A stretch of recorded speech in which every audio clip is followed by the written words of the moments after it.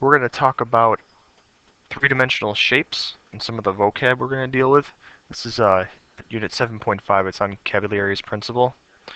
So some of the things you'll notice are the labels on this shape over here, in this pyramid. So we'll see some words like vertex. Again, a vertex is like a corner. A face would be a two-dimensional shape. Could be a circle, could be a triangle, could be a square, rectangle.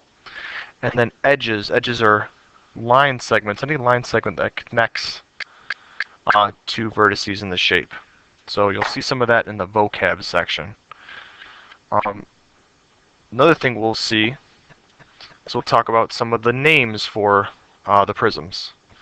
So a lot of the prisms, like this one right here, the second will be a triangular prism. And that name is based on the fact that the base shape is, you have two triangles. And if you look at the fourth one, well, that one's all rectangles, so we'd call that a rectangular prism. And again, the base shape is rectangles. And then like with the third one right here, that would be a hexagonal prism. Because the two base shapes are hexagons.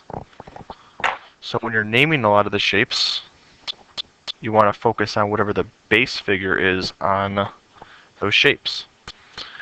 And the other main point about these three-dimensional shapes is called the stacking principle. So if you take any objects, like the pictures on the screen, the big idea is that if you have the same base figure and the height's the same, there should be as much volume in each of the shapes. So I'm going to show you another picture on the third page. If you look at the two stacks of CDs, same amount of CDs, but one of the towers is leaning. But the height on each of them is the same. So the big idea with that is just to make sure that if you do see two prisms, making sure that the base figure area is the same and the height's the same. As long as those two are true, then the measurement, the total measurement will be the same for the volume. If you need any help, please ask a question in class.